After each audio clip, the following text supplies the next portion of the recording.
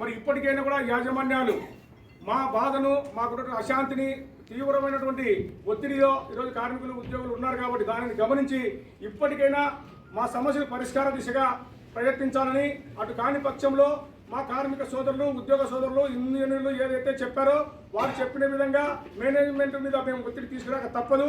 అది ప్రభుత్వం దాకా కూడా వెళ్ళవలసిన అవసరం ఉంది. కాబట్టి మేము ఖచ్చితంగా ఇండిపెండెంట్ స్ట్రైక్ పోవడానికి కూడా తీర్మానం చేయడం జరిగింది. అదే మాదిరిగా ఈ సందర్భంగా మేము గౌరవ ముఖ్యమంత్రి వర్యులకు కూడా మేము తెలియజేస్తా ఉన్నాం.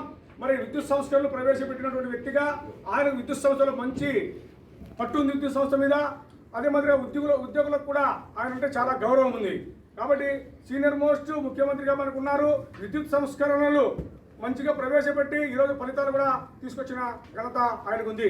ఆయన దృష్టికి మీడియా ద్వారా ఆయన దృష్టికి వెళ్ళాలని ఆయన జోక్యం చేసుకొని మా ఏదైతే న్యాయమైన కోరికలు మా ఏ గొత్తెమ్మ కోరికలు కావే మాకు రావాల్సినటువంటివి మాత్రమే మేము అడుగుతున్నామే, మరి వాటి మీద ప్రభుత్వం జోక్యం చేసుకొని పరిష్కారం మార్గం చేయాలని, అలా కాని పక్షంలో అయితే ఖచ్చితంగా రేపు రాబోయే రోజుల్లో మేము చేసేటువంటి ఆందోళన కార్యక్రమాలకు ప్రజలకు కానీ ఇండస్ట్రీస్కి కానీ ఎవరికైనా కూడా ఇబ్బంది కలిగితే దానికి పూర్తి బాధ్యత మా యాజమాన్యాలే బాధ్యత వహించవలసి ఉంటుందనేటువంటి విషయాన్ని కూడా మేము తెలియజెప్తా ఉన్నాం.